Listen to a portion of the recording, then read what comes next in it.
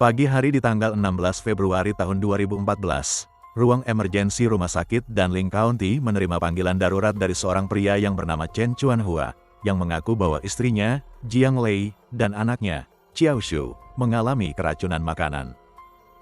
Menurut Hua, pagi itu sekitar jam 8, istri dan putri sulungnya sedang sarapan bersama, sementara dia dan putra bungsu mereka yang masih bayi sedang berada di kamar.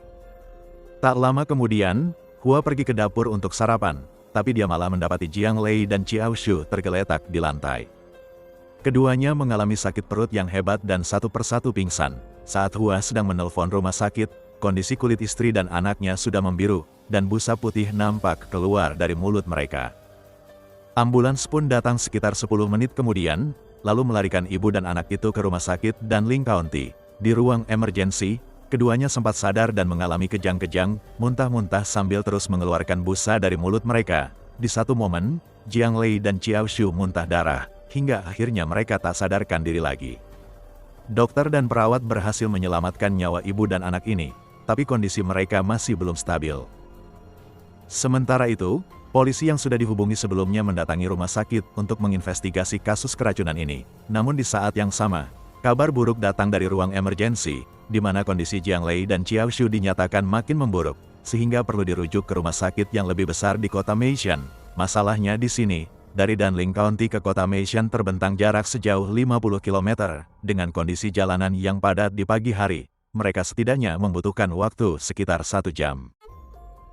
Situasi ini sangat beresiko untuk keselamatan Jiang Lei dan Xiao Shu selama mereka di perjalanan. Namun karena tidak ada pilihan lain, Hua segera mempersiapkan segala sesuatunya untuk membawa istri dan anaknya ke rumah sakit kota Meishan. Sekitar jam 9:30 di pagi itu, ambulans akhirnya tiba di rumah sakit kota Meishan. Di momen tersebut, tanda-tanda vital dari Jiang Lei dan Xiao Shu sudah sangat kritis. Petugas medis segera membawa mereka ke ruang UGD untuk mendapatkan perawatan intensif. Menurut dokter yang menangani kasus ini, putri sulung Hua mengalami kekurangan oksigen di otak dan sangat berpotensi untuk terjadinya kerusakan pada otak. Kondisi istri Hua juga tidak lebih baik, dia terus muntah-muntah dan kejang-kejang tak terkendali. Pada satu momen, jantung wanita ini sempat berhenti berdetak, sehingga dokter harus melakukan prosedur menggunakan alat kejut untuk mengembalikan detak jantungnya. Syukurlah upaya dokter ternyata berhasil. Kondisi Jiang Lei dan Xiao Shu selanjutnya sedikit membaik, walaupun mereka masih tak sadarkan diri. Dokter selanjutnya mengambil sampel isi perut Jiang Lei dan Xiao Shu untuk dikirim ke laboratorium. Pengujian awal mengungkap hasil bahwa kedua orang itu memang mengalami keracunan. Tapi apa jenis atau zat yang meracuni mereka, masih belum bisa dipastikan. Kembali ke kota asal mereka, kepolisian Danling memulai investigasi kasus keracunan ini. Hipotesa awal detektif adalah, Jiang Lei dan Xiao Shu mengalami keracunan setelah mereka sarapan, yang berarti kondisi mereka bersumber dari makanan yang mereka santap di pagi itu. Apabila asumsi ini benar, artinya ada dua kemungkinan skenario yang terjadi. Yang pertama, hidangan sarapan pagi itu mengandung zat beracun, atau bahan-bahan dari makanan di pagi itu secara tidak disadari telah tercampur dan bereaksi satu sama lain sehingga menyebabkan makanan itu beracun.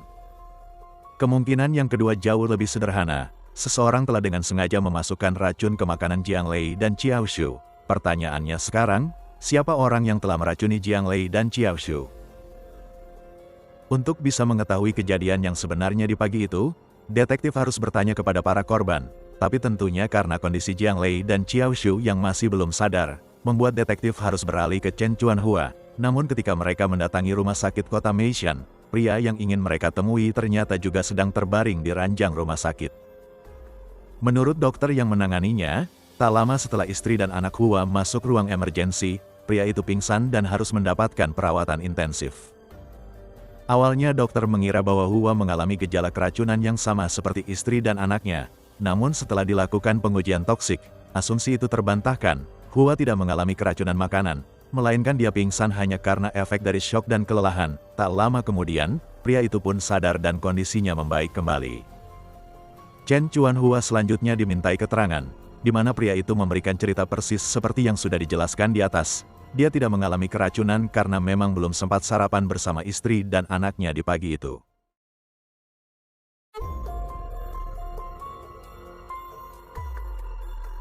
Hasil tes toksikologi mengkonfirmasi bahwa kondisi Jiang Lei dan Xiao Shu disebabkan oleh keracunan makanan. Oleh karena itu, detektif dan tim forensik harus menemukan petunjuk di TKP untuk mengetahui apa yang mereka makan tadi pagi dan jenis racun apa yang membuat mereka sampai pada kondisi koma.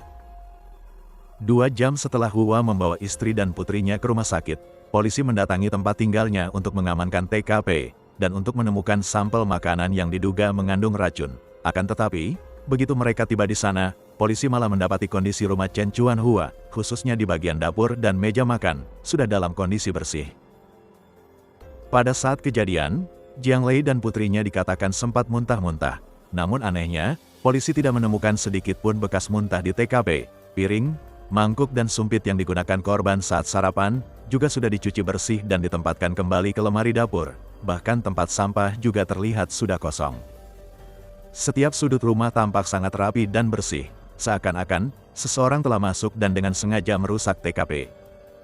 Kendati demikian, tim forensik tetap melakukan pemeriksaan menyeluruh, di mana mereka mendapati beberapa lembar tisu di meja dapur, yang ternyata berisi sedikit sisa dari muntahan Jiang Lei dan Xiao Shu. Kondisi TKP ini membuat detektif polisi bingung, tapi apa yang mereka temukan selanjutnya malah semakin aneh. Di meja makan, sisa makanan tampak tersusun rapi. Kemungkinan itu semua adalah menu sarapan yang dimakan oleh Jiang Lei dan Xiao Shu tadi pagi. Akan tetapi saat memeriksa rice cooker, polisi mendapati penanak nasi itu hanya berisi sedikit bahkan nyaris habis. Kalau memang Hua belum sempat sarapan, lalu siapa yang menghabiskan nasi tersebut? Polisi mengambil sisa dari nasi di rice cooker dan sisa makanan di meja makan, lalu mengirim sampel tersebut ke laboratorium. Berdasarkan keterangan dari tetangga Hua, didapati info bahwa ibu Hua yang bernama Zhao Muchen sempat datang ke TKP setelah ambulans membawa Jiang Lei dan Xiao Shu ke rumah sakit. Detektif pun mendatangi rumah Zhao Muchen untuk menanyakan kebenaran info tersebut. Menurut wanita itu, rumahnya terletak sekitar 500 meter dari rumah anaknya. Pagi itu, dia baru saja pulang dari pasar dan bertemu dengan seorang tetangga yang memberitahunya bahwa ada mobil ambulans yang mendatangi rumah anaknya. Zhao Muchen yang panik segera mendatangi rumah putranya. Tapi begitu dia tiba di sana, ambulans yang dimaksud sudah tidak ada lagi. Zhao Muchen kemudian memutuskan untuk masuk ke rumah menggunakan kunci cadangan, mendapati seisi rumah dalam keadaan kosong. Memasuki area dapur, dia melihat lantai dipenuhi oleh muntahan. Merasa kalau pemandangan itu sangat kotor, Zhao Muchen segera mengambil sapu dan alat pel lalu membersihkannya. Keterangan wanita ini terdengar masuk akal dan bisa diterima. Namun demikian, detektif merasa masih ada yang janggal dalam sikap Zhao Muchen. Sebagai ibu yang mendapat info kalau anak, mantu dan cucunya dibawa ambulans ke rumah sakit, seharusnya dia panik dan bergegas ke rumah sakit untuk mencari tahu bagaimana kondisi anaknya, atau mantunya, atau cucunya. Tapi Zhao Muchen malah mengambil sapu dan pel lalu membersihkan rumah anaknya. Selain memberi keterangan bahwa ibu Hua sempat datang ke TKP, si tetangga tadi juga memberi keterangan bahwa Zhao Muchen biasanya datang setiap pagi untuk sarapan bersama anak mantu dan cucunya, tapi nyatanya di pagi itu, dia tidak datang untuk sarapan. Info ini membuat detektif kembali mencurigai Zhao Muchen. Mengapa dia tidak datang ke rumah putranya pagi itu? Apakah Zhao Muchen sudah tahu bahwa makanan di rumah putranya pagi itu mengandung racun? Zhao Muchen masih dengan ekspresi yang tenang kembali memberikan jawaban.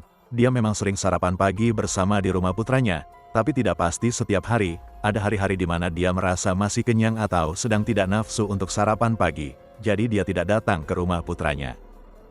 Lagi-lagi detektif menganggap jawaban Zhao Muchen masuk akal dan bisa diterima, tapi nama Zhao Muchen masih belum bisa dicoret dari daftar nama yang berpotensi menjadi tersangka. Salah satu detektif lalu mengembangkan hipotesa baru. Mungkin Zhao Muchen memang bukan pelaku yang meracuni Jiang Lei dan Xiao Shu. Mungkin juga dia tidak terlibat dalam aksi peracunan itu. Tapi bagaimana kalau ternyata di pagi itu, Zhao Muchen telah diberitahu bahwa makanan di rumah Hua mengandung racun. Jadi karena itulah Zhao Muchen tidak datang sarapan bersama keluarga Hua. Satu-satunya orang yang mungkin telah memberikan peringatan itu adalah putranya sendiri, Chen Chuanhua. Kalau teori itu memang benar, hal apa yang mendorong Hua untuk meracuni anak dan istrinya? Apakah Hua ingin membunuh Jiang Lei dan Xiao Shu? Polisi kemudian bertanya kepada Zhao Muchen, mengapa dia tidak mencari tahu keadaan keluarga putranya ke rumah sakit. Zhao Muchen menjawab bahwa dia sudah menelpon Hua anaknya, dan Hua berkata bahwa Jiang Lei dan Xiao Shu keracunan makanan. Tapi kemudian Hua berkata bahwa mereka akan membawa Jiang Lei dan Xiao Shu ke rumah sakit di kota Meishan. Zhao Muchen sudah tidak bisa lagi datang ke rumah sakit Danling.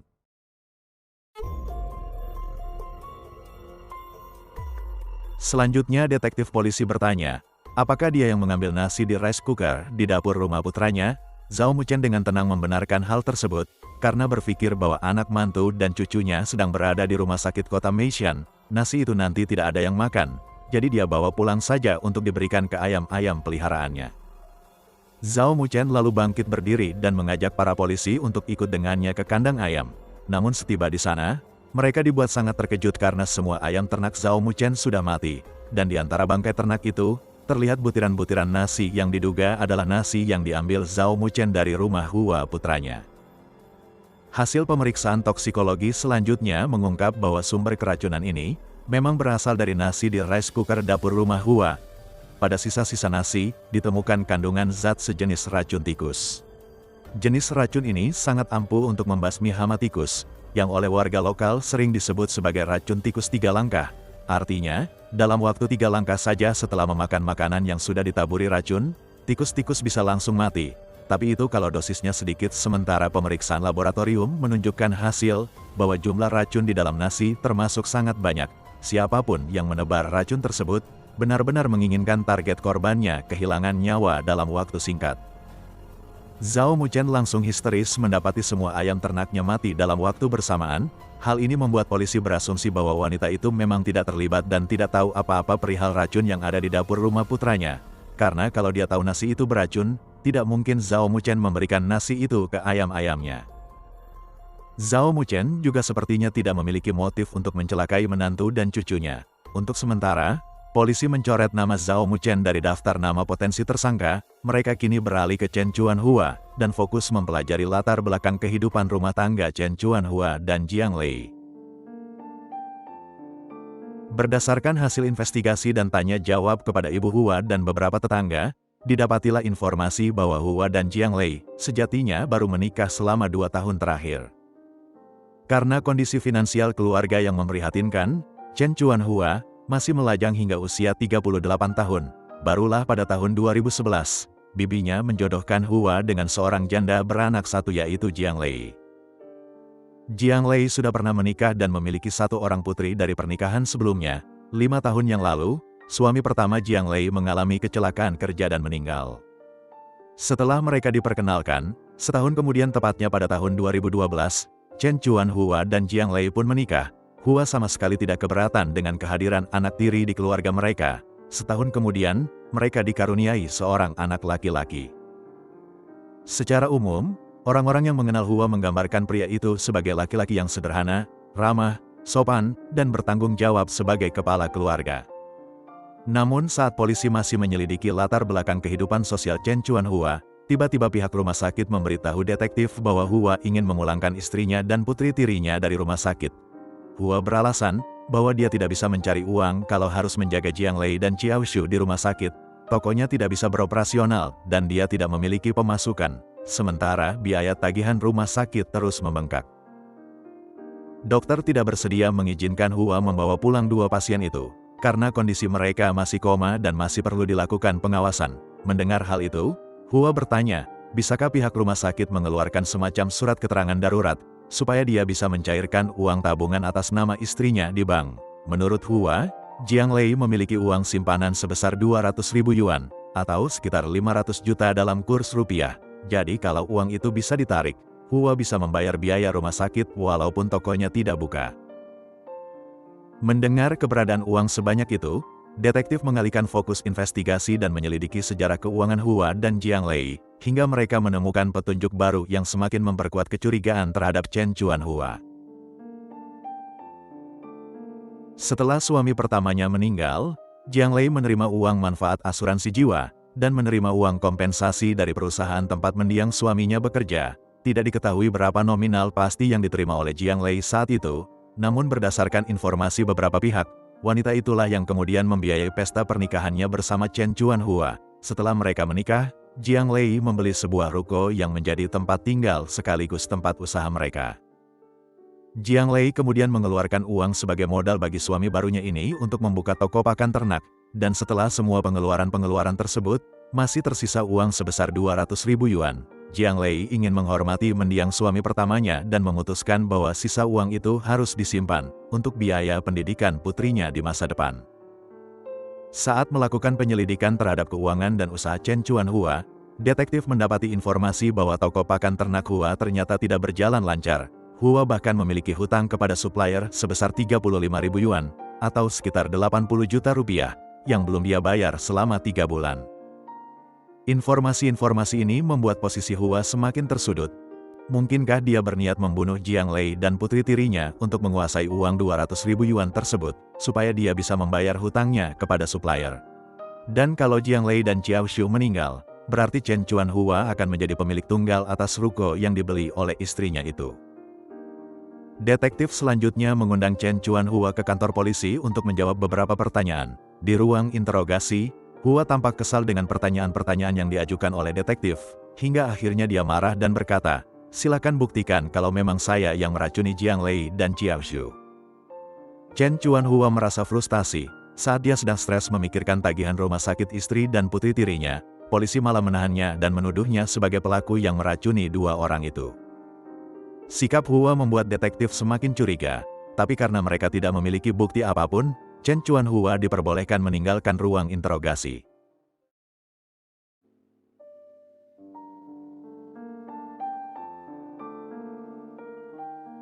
Pada tanggal 20 Februari tahun 2014, hari keempat setelah insiden keracunan, Jiang Lei akhirnya sadar dari koma. Saat membuka mata, kalimat pertama yang keluar dari bibirnya adalah, "Di mana Xiao Shu putriku?" Xiao Shu masih dalam keadaan koma dan kondisinya masih mengkhawatirkan. Sementara itu, pihak rumah sakit memberitahu Hua bahwa deposit awal sebesar 10.000 yuan yang dia setorkan beberapa hari lalu sudah habis terpakai untuk perawatan Jiang Lei dan Xiao Shu selama 4 hari terakhir.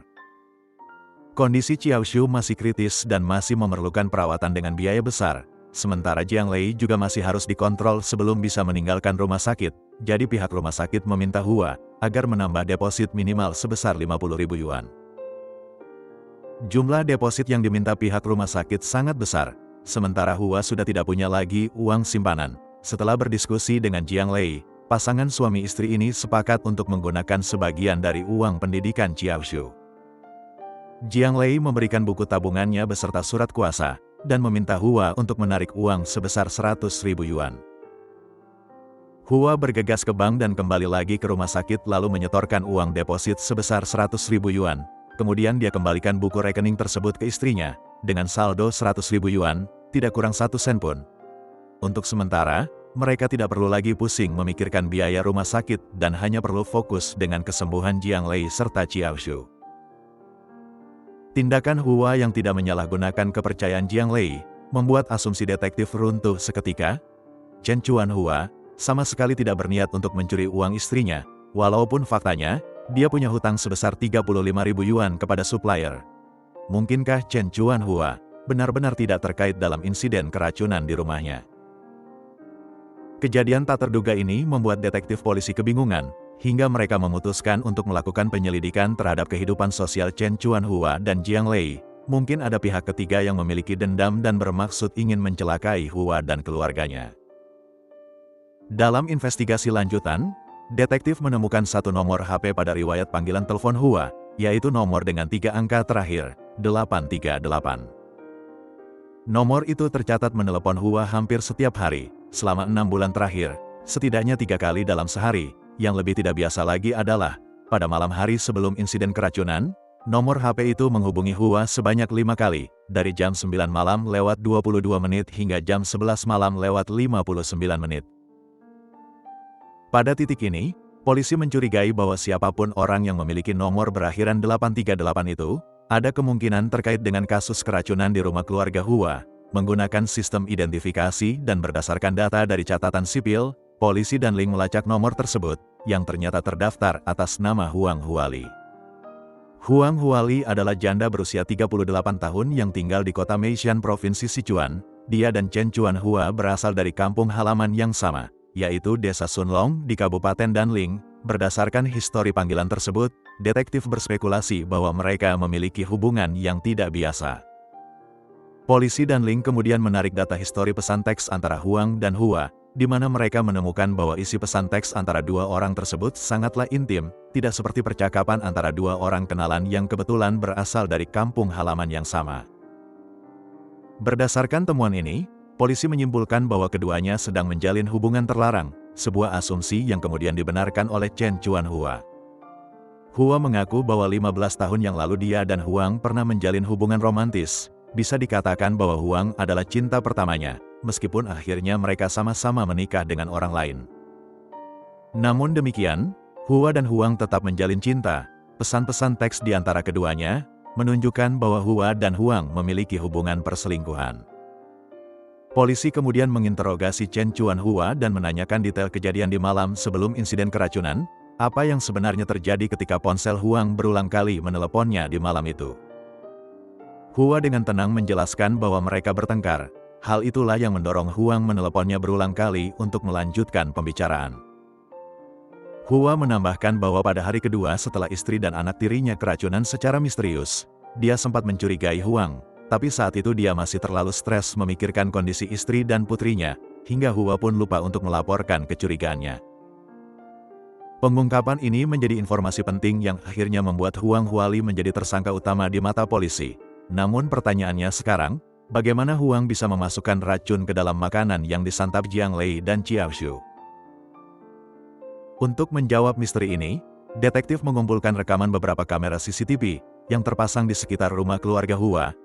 Setelah melakukan pengamatan secara seksama, mereka menemukan penampakan yang mencurigakan yang terekam pada dini hari di tanggal 16 Februari tahun 2014.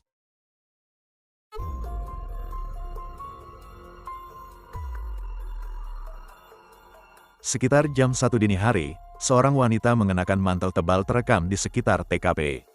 Meskipun saat itu cuaca sedang bersalju dan kualitas rekamannya juga buruk, tampak jelas bahwa wanita itu sedang berjalan ke arah rumah Chen Chuanhua, hingga kemudian dia tidak terlihat lagi di kamera. Sekitar 7 menit kemudian, wanita yang sama muncul lagi di kamera CCTV rumah yang berada di depan rumah keluarga Hua. Kali ini dia terlihat membawa 2 buah tas dan berjalan menjauhi TKP hingga menghilang dari jangkauan kamera. 5 menit kemudian, wanita itu muncul lagi di rekaman kamera CCTV di persimpangan jalan, di mana dia menyetop sebuah taksi, lalu dia masuk ke dalam taksi, dan pergi. Polisi sangat curiga bahwa wanita misterius yang terlihat di rekaman kamera CCTV itu adalah Huang Huali, namun karena rekaman itu sangat buram, Chen Chuanhua tidak bisa memastikan bahwa itu adalah Huang kekasih gelapnya. Polisi selanjutnya berhasil menemukan sopir taksi yang diduga membawa wanita misterius di malam itu. Menurut pria bermarga Wang ini, dia memang ada membawa penumpang wanita di sekitaran lokasi yang disebutkan detektif. Dan ketika ditunjukkan foto Huang Huali, si sopir taksi mengkonfirmasi bahwa wanita itulah yang menjadi penumpangnya di malam itu. Si sopir taksi kemudian menyebutkan nama kawasan di mana dia menurunkan penumpang wanita itu, yang ternyata itu adalah kawasan tempat tinggal Huang Huali. Pada hari ke-7 setelah terjadinya keracunan di rumah keluarga Hua, detektif berhasil menemukan Huang Huali di sebuah apartemen sewaan, dan membawa wanita itu ke kantor polisi untuk diperiksa. Di ruang interogasi, Huang membantah tuduhan bahwa dia memiliki hubungan gelap dengan Chen Chuanhua, dan mengaku tidak tahu menahu terkait insiden keracunan di rumah keluarga Hua. Menurut Huang, pada malam hari di tanggal 15 Februari tahun 2014, dia ada di apartemen dan tidak kemana-mana, tidur sepanjang malam hingga bangun keesokan harinya. Pernyataannya ini jelas bertentangan dengan bukti dan temuan yang sudah dikantongi detektif, karena sebelum menginterogasi Huang, detektif sudah mendapatkan beberapa rekaman kamera CCTV di sekitar apartemen tempat tinggal wanita itu. Pada malam hari di tanggal 15 Februari tahun 2014, Huang Huali terekam berjalan keluar dari gedung apartemen tempat tinggalnya, mengenakan mantel tebal berwarna hitam. Penampilannya persis sama seperti wanita misterius yang terekam berada di sekitar TKP rumah keluarga Hua. Beberapa jam kemudian, Huang Huali terekam lagi saat kembali ke gedung apartemen tempat tinggalnya sambil membawa 2 tas. Lagi-lagi sama seperti wanita misterius yang terlihat masuk ke dalam taksi tak jauh dari rumah Chen Chuanhua. Menghadapi bukti video yang tak terbantahkan, Huang tidak bisa berkata-kata lagi, dan mengaku bahwa dia memang memiliki hubungan spesial bersama Chen Chuanhua. Mundur ke 25 tahun yang lalu, Huang Huali dan Chen Chuanhua adalah teman sekelas di masa SMA. Seiring berjalannya waktu, persahabatan mereka berkembang menjadi hubungan romantis. Mereka mulai pacaran sejak tahun 95, hingga 10 tahun kemudian, mereka tak kunjung menikah. Baik Chen Chuanhua maupun Huang Huali sama-sama berasal dari keluarga miskin, jadi mereka tidak punya dana untuk menggelar pesta pernikahan. Selain itu, Huang selalu ragu untuk menikah dengan Hua. Menurut pandangannya, miskin ketemu miskin jadi double miskinnya. Itulah mengapa dia selalu menghindar setiap kali Hua mengungkit masalah pernikahan. Pada tahun 2005, Hua memutuskan untuk pergi merantau meninggalkan kampung halamannya untuk mencari pekerjaan, dan berharap bisa menabung supaya bisa menikahi wanita yang dia cintai. Namun setahun kemudian, saat Chen Chuanhua pulang ke kampung halamannya, dia mendapati bahwa Huang kekasihnya ternyata sudah menikah dengan orang lain. Walaupun hancur dan kecewa, Hua berusaha untuk menerima kenyataan tersebut. Namun Huang kemudian menghubunginya dan berkata bahwa dia telah membuat kesalahan dengan menikahi pria yang sudah menjadi suaminya. Huang mengaku bahwa dia masih mencintai Hua, tidak bisa hidup tanpa Hua, alhasil mereka melanjutkan lagi hubungan cinta di belakang suami Huang. Huang sangat menikmati hubungan rahasianya bersama Hua. Di satu sisi, dia bisa mendapatkan kenyamanan secara finansial dari suaminya. Di lain sisi, dia tetap bisa menikmati indahnya dunia bersama kekasih gelapnya. Sementara itu Chen Chuanhua terus mendesak agar Huang menceraikan suaminya supaya mereka bisa menikah dan menjalani cinta tanpa sembunyi-sembunyi. Akan tetapi, Huang tak kunjung bercerai dengan suaminya. Waktu pun berlalu, hingga tak terasa mereka sudah menjalani hubungan terlarang itu selama 5 tahun. Chen Chuanhua yang merasa putus asa, mengakhiri hubungannya bersama Huang dan memutuskan untuk menikah dengan Jiang Lei si janda beranak satu. Untuk sementara waktu mereka menjalani kehidupan masing-masing. Namun setelah menikah dengan Jiang Lei, giliran Hua yang merasa kosong dan tidak bisa melupakan Huang Huali. Pria ini kemudian menghubungi Huang lagi dan kisah perselingkuhan mereka bersambung lagi. Hingga akhirnya pada bulan Oktober tahun 2012, hubungan gelap mereka diketahui oleh suami Huang, yang kemudian mengkonfrontasi Hua dan memintanya untuk menjauhi Huang. Namun setelah itu, rumah tangga Huang bersama suaminya sudah tidak bisa kembali harmonis, hingga akhirnya mereka sepakat untuk berpisah.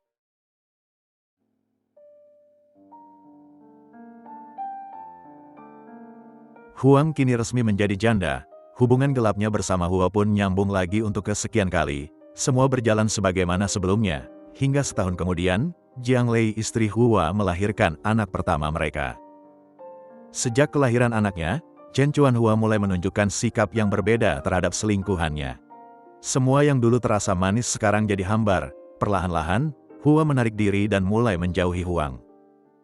Chen Chuanhua ingin mengakhiri perselingkuhan itu untuk selamanya. Tapi dia belum bisa berterus terang terhadap Huang.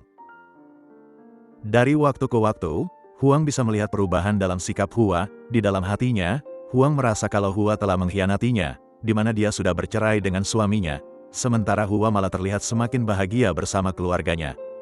Belakangan, Hua semakin sulit ditemui dan selalu menghindar saat diajak bertemu.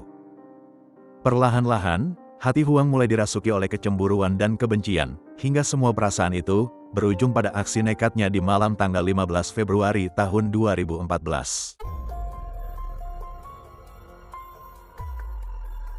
Huang mengaku bahwa pada malam tersebut, dia ingin sekali bertemu dengan kekasihnya itu.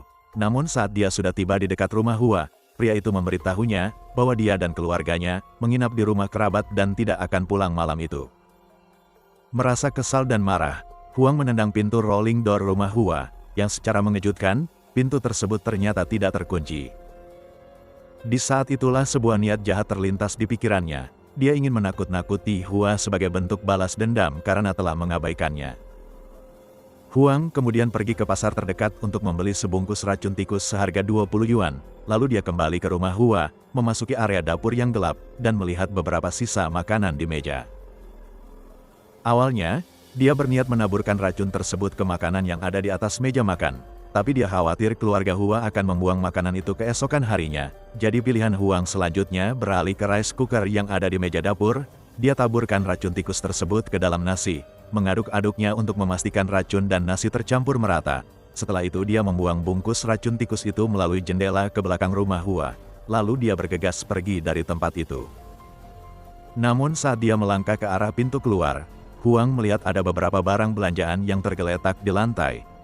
Secara impulsif, dia ambil 2 tas belanjaan yang berisi apel dan susu, kemudian Huang keluar dan berjalan beberapa puluh meter menjauhi rumah Hua, lalu menyetop sebuah taksi dan kembali ke apartemennya. Polisi kemudian membawa Huang kembali ke rumah Hua untuk mengkonfirmasi lokasi kejadian. Setelah lebih dari 4 jam mencari dengan hati-hati, mereka berhasil menemukan bungkus racun tikus yang dibuang di belakang rumah Hua. Analisis forensik selanjutnya menunjukkan keberadaan sidik jari Huang pada kemasan tersebut. Akhirnya, kasus keracunan yang mengancam nyawa ini pun terungkap. Kepolisian dan Ling menetapkan Huang Huali sebagai tersangka dalam kasus percobaan pembunuhan terhadap Jiang Lei dan Qiao Shu. Pada bulan Juli tahun 2014, Pengadilan Rakyat Kota Meishan menetapkan Huang Huali bersalah atas 2 kasus percobaan pembunuhan. Hakim selanjutnya menjatuhkan vonis penjara selama 22 tahun terhadap Huang Huali. Selain itu, dia juga diperintahkan untuk membayar kompensasi sebesar 130.000 yuan terhadap keluarga korban. Angka itu sejatinya tidak sebanding dengan kerusakan yang telah dia perbuat terhadap Jiang Lei dan Qiao Shu, yang ternyata harus mengalami kecacatan di sepanjang sisa hidup mereka. Setelah dia keluar dari rumah sakit, Jiang Lei, ibu 2 anak ini, jadi sering sakit-sakitan dan harus bolak-balik ke rumah sakit, sementara itu Qiao Shu, putrinya, mengalami kondisi yang lebih parah. Walaupun selamat dari kematian dan berhasil sadar dari koma yang panjang, satu persatu organ tubuh Qiao Shu rusak dan mengalami kecacatan. Pertama-tama giginya rontok dan mengalami kesulitan untuk berbicara. Setelah itu, kerja otaknya menurun dan fungsi tubuh lainnya juga terus memburuk. Qiao Shu hanya bisa mengenali orang tua dan kakek neneknya saja. Dia tidak bisa lagi mengenali siapapun kecuali 4 orang itu saja. Gadis kecil yang dulu sehat dan ceria, kini kondisinya sangat memprihatinkan. Chen Chuanhua lolos dari insiden keracunan itu, tapi dia harus memikul beban rasa bersalah seumur hidupnya. Perselingkuhannya bersama Huang Huali berakhir dengan nasib tragis yang dialami oleh putri tirinya. Chen Chuanhua cukup beruntung karena Jiang Lei tidak menceraikannya.